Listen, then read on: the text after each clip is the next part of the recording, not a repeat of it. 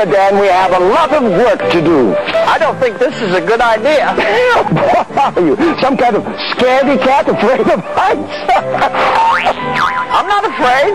Well, then get on up here. I need that hammer. I just don't think this is safe. Safe? Schmate. What could possibly go wrong?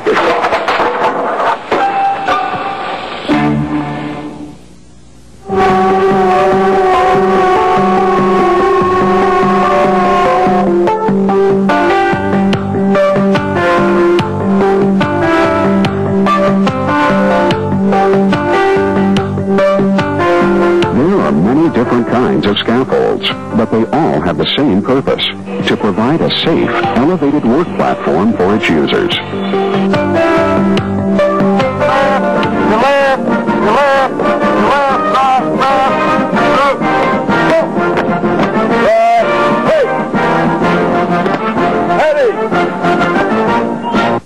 In this program, we are going to cover some basic requirements which apply to you as a user of scaffolds, no matter which type you work from. But to help you understand the requirements, we need to first distinguish among the different types of scaffolds. Scaffolds generally fall into one of two classes: supported scaffolds and suspension scaffolds.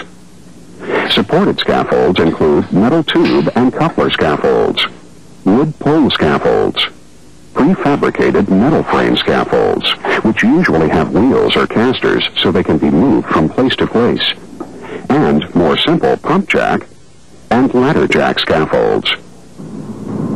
Suspension scaffolds are suspended by fiber or wire ropes from an overhead structure.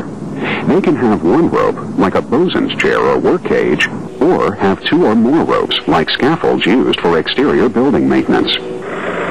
To help assure the safety of workers on scaffolds, detailed standards and regulations for their design and use have been developed by various organizations. It is very important that these regulations and standards are closely followed.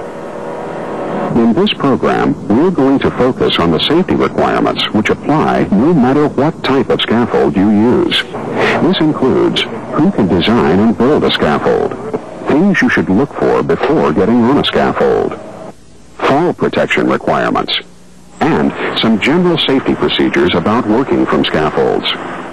However, it is also critical that you have additional training on the specific type of scaffold you work on.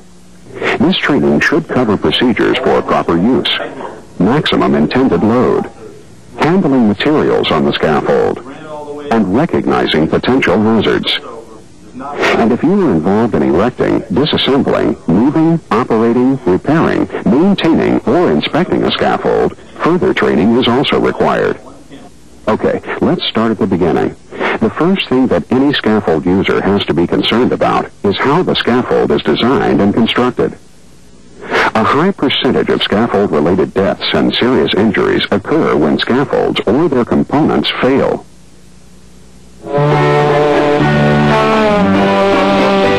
I'm so hungry I could eat a horse. Me too. You know, Dan, I think we can get this job done in no time at all, right after lunch. Yeah, building the scaffold was really a brilliant idea. I know. That's why I do the thinking. It must have taken a lot of training to build a scaffold like that. Oh, no training at all. It just comes naturally.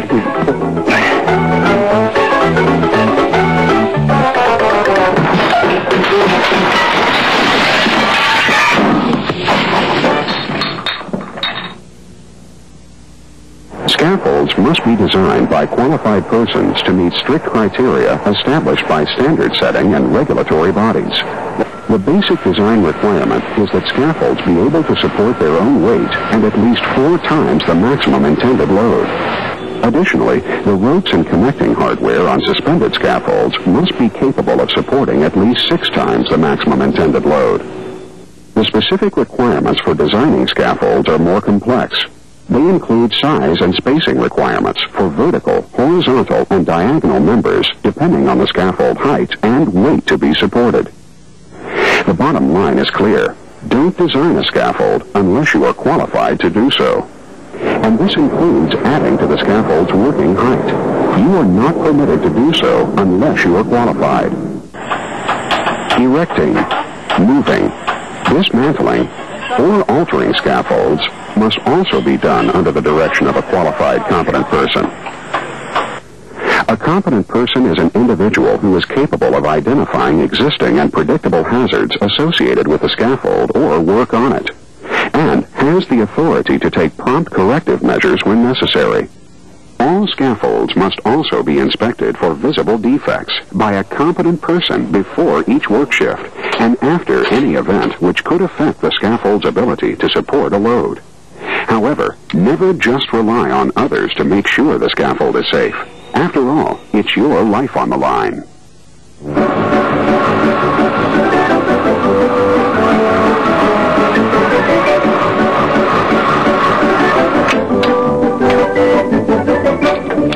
I think we need to be a little bit lower. Oh, I know that.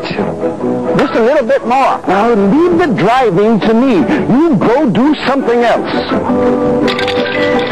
I don't like the looks of this rope. You are such a worrywart. If this keeps up, we'll have to find another line of work. Precisely.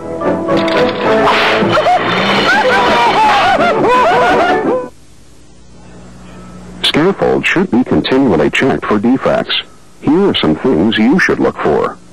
First, the upright supports and horizontal members of supported scaffolds must be square and level.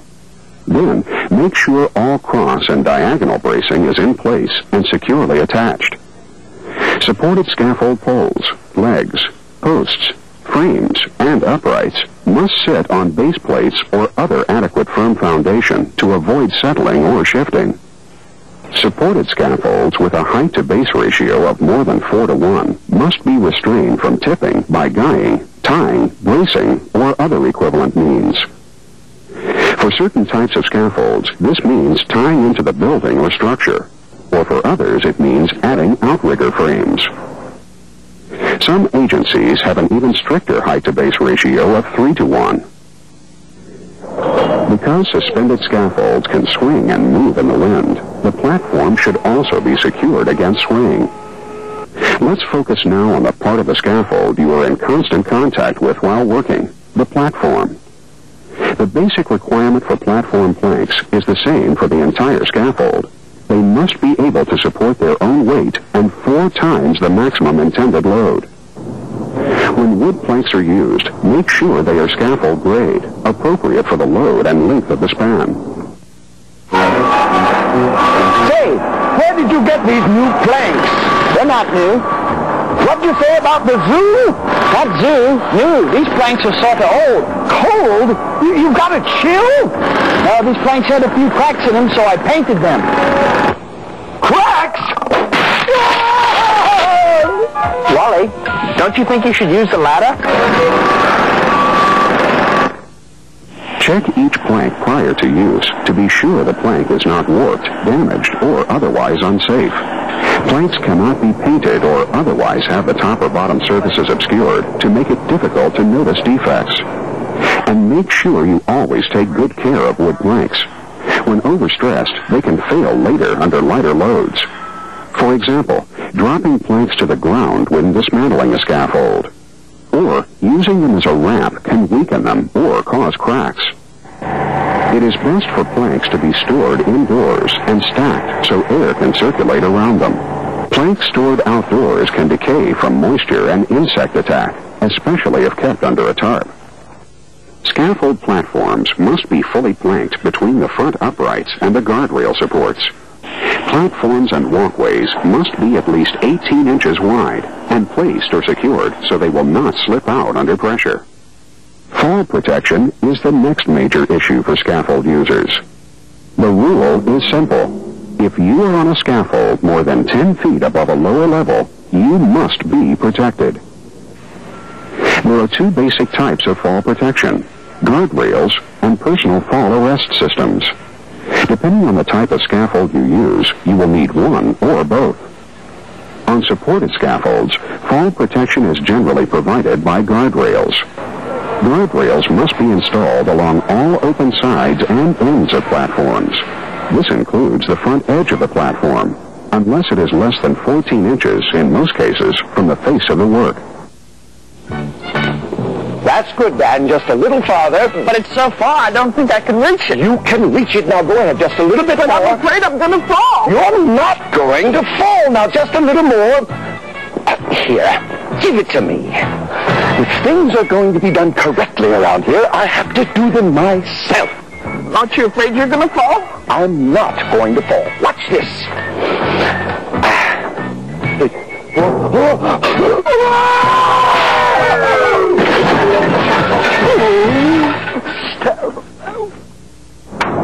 Guardrails must be substantial.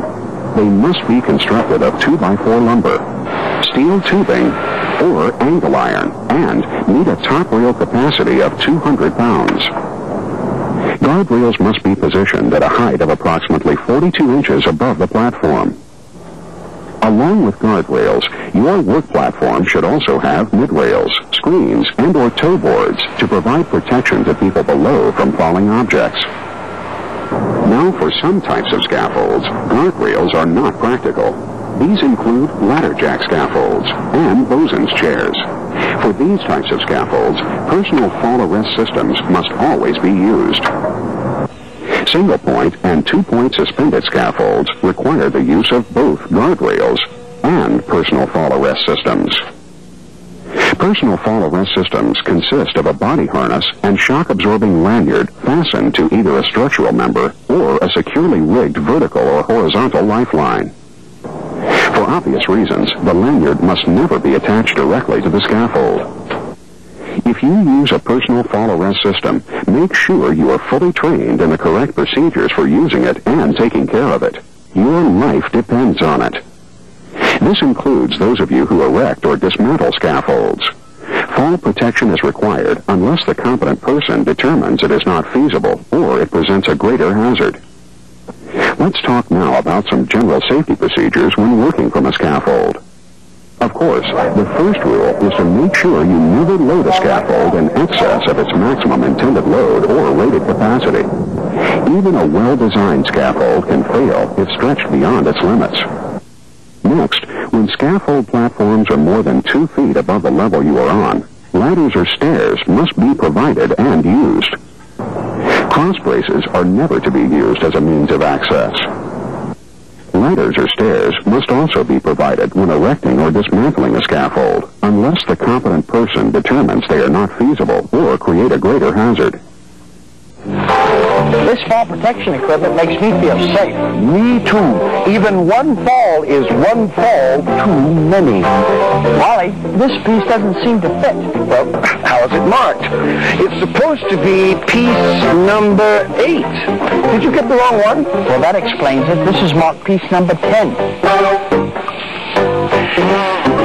Here. Give that to me. Do I have to do everything myself? Watch out for the power line. Whenever working from heights or handling tools over your head, you have to be concerned about the presence of overhead electrical lines. Sometimes people forget to look or forget they are there. Well, don't forget. Many people are killed each year from contact with overhead power. Make sure you always survey the work area for overhead power lines prior to starting any overhead work or work from elevated surfaces. If you do have to work in the vicinity of power lines, make sure you follow regulations for safe clearances. Scaffold should not be moved until all unattached materials and tools have been cleared from the platform. While regulations permit a worker to remain on the scaffold while it is being moved under certain conditions, it is just not a good idea. Before rolling the scaffold, make sure you have sufficient help, and you survey the area for any holes or obstacles, changes in grade, and overhead obstructions. When acids or other corrosive substances are used from a scaffold, ropes must be shielded, treated, or be made of a material that will not be damaged if it comes into contact with the substance being used. Similarly, when heat-producing processes like welding, burning, riveting, or open flame work are conducted on a scaffold, suspension ropes must be shielded. If you arc weld from a metallic suspended scaffold, there are specific insulation and grounding safeguards required. If you do this kind of work, make sure you know the requirements. Work should not be conducted from a scaffold during storms or high winds unless a competent person has determined that it is safe for employees to be on the scaffold and the employees are protected by a personal fall arrest system or windscreens. You should also never work on scaffolds covered with snow, ice, or other slippery materials except as necessary for removal of such materials. Is it here? Of course it's here, somewhere. I thought I told you to take everything we need today and put it up here. I did. Well, don't just stand there. Do something to help me. Wally, is it break time? Don't be silly. We just took a break. Then why is Charlie taking a nap?